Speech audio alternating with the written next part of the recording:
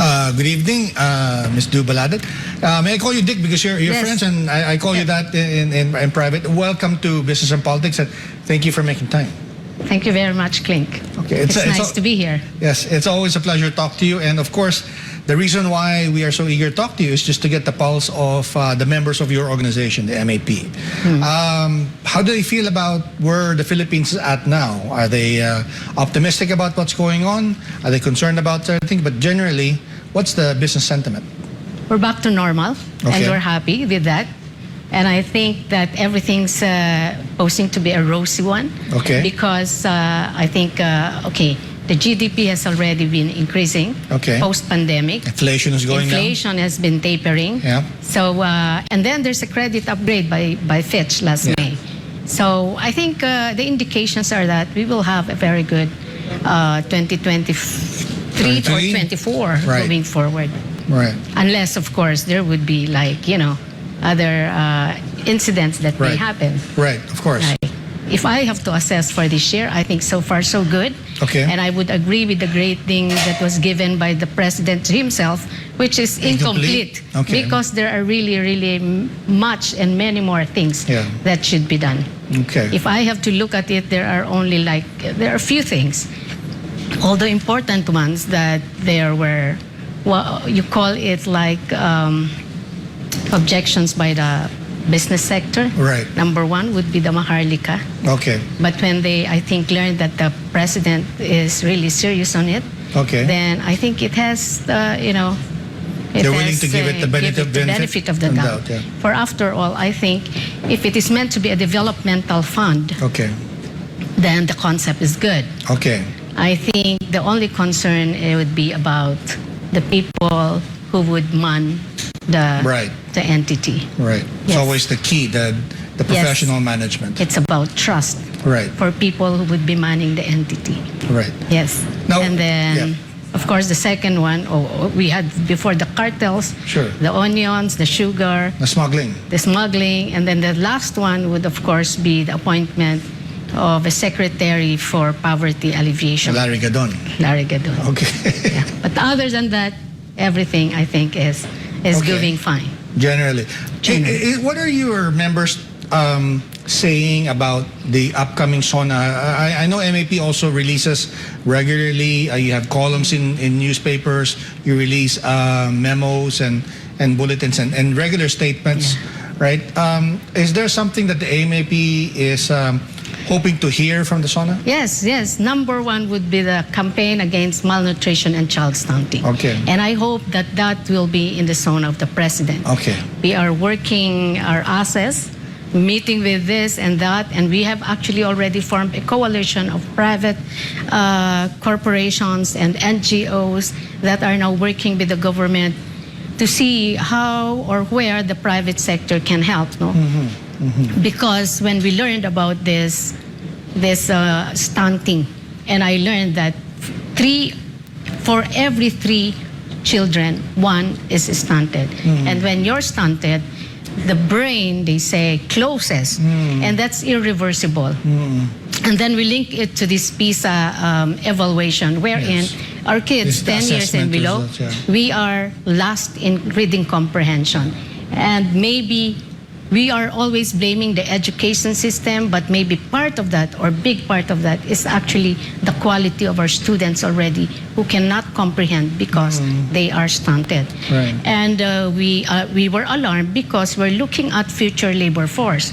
So if this is the labor force that we will have, stunted children, and we now have entered the 4th revolution, where AI and robots will be replacing the lower end of the labor of the process. Right. Our children must be able to cope up and be above what an AI or a robot can do. But if we are stunted, so what kind of labor do we have? Right.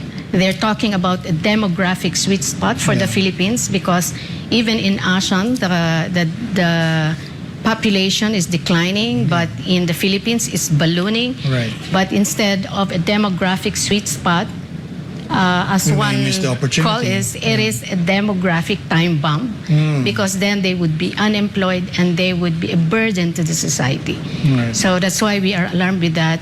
And that is now our flagship project. I see. Yes. Well, it's a very interesting one, and we were talking about it before the program started. And interestingly, it's not a feeding program, because I think you're saying that Yeah. once you have that intervention, it may be too late. Can you elaborate on Yes, that? because whenever we say malnutrition, they say feeding. Right. And then they are talking about feeding in school. Right. Of course, that's the easiest to do kasi Right. captured na yung Right. mga bata doon, and Sure. you just do. But Right. that's too late already. Right. Because what we're talking about is the formation of the child for the first Right. 1,000 days from the time of inception in the womb of a Right. mother until 2 years old. So that's Right. the first 1,000 Maternal days. health care. And is therefore, where, maternal health care and nutrition is Yeah. very important Yeah. also. Yeah. Yes.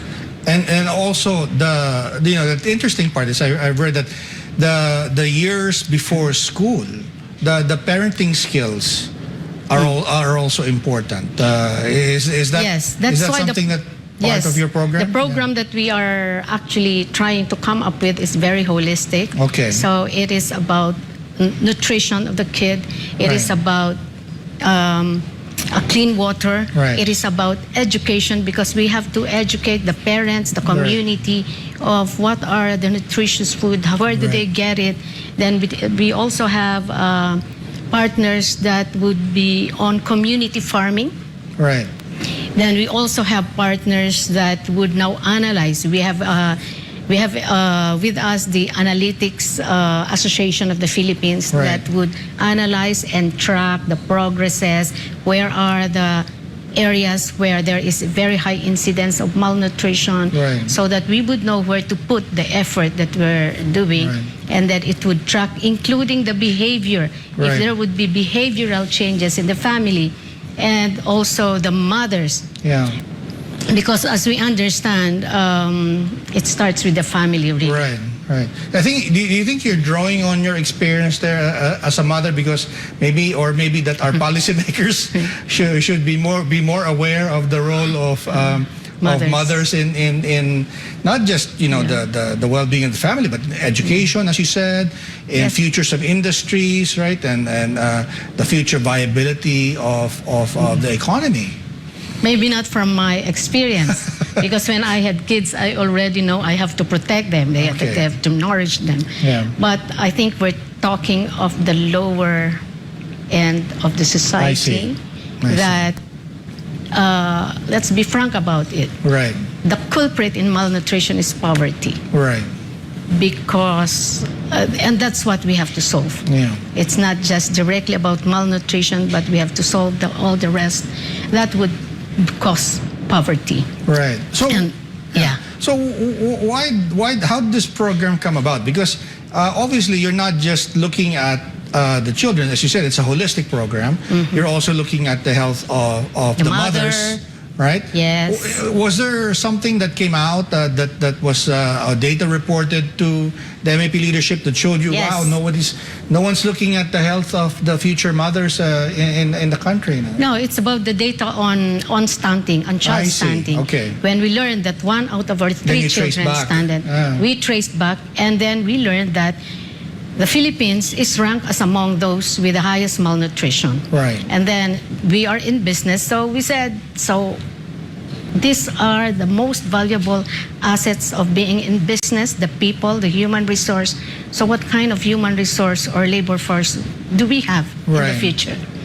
And so we said we should take this as the major project. Right. Has the MEP consulted or discussed some of these concerns with, the Congress is now meeting with, or has convened the Second Congressional Commission on Education, EDCOM 2. Of course, the main focus there is to review the K-12 Yeah. curriculum. But I think I've heard many people say that really the concerns in education, even in particular basic education, you cannot divorce that from what you're saying. That the You health, cannot. right? You cannot. The health of Yes. the mother and how they the conditions when children are born. Yes, I think about 2 weeks ago, our guest is Senator Win Gatchalian. Yeah, And oh, yes. Senator Win Gatchalian is I think, chairing yes. the EDCOM too, no? Yes. And look at it. And that is why I think maybe next week we will be releasing again a statement, a public statement, calling all sectors to help in this education crisis. Yeah. Because, well, we already have problem with basic education. Right. Again, made more serious because of this stunting Right. and malnutrition. And when the kids go there, they are also hungry. Yes. And then on the TVET, the technical vocational education and training, which is Right. supposed to be the purpose of the K-12, no? Yes. It looks like it's not really proceeding as planned, no? Right. And the senator showed us a graph showing that only 4% of these graduates there are picked up by enterprises. 4%. 4%. Wow. And the rest is picked up by community. Ito na yung mga Right. nagkukulot, Right, mamasahe, right, nag-ano. right, But right. that's the low end of it. Yeah. So, Unskilled. unskilled. Yeah. So we're saying, so anong gagawin natin? What do we Right. do? Because this is supposed to be a partnership between, I think, the private sector businesses, and the government. Right. Because the private sector should tell the education sector what do they need 5 years from now. What Right. are the skills that they need, so that these Right. are the skills that would be incorporated in the modules, Right. so that the enterprises can pick up the graduates from there. Right. Or maybe there is what you call a co-training. Right. What is the level of concern among MAP? Is it somewhat concerned, or are you very alarmed? At that? I mean, are we in an emergency situation now? Or because, as you said, things are unraveling quickly, right? Or unfolding quickly with the Fourth Industrial Revolution. But how would you assess the concern?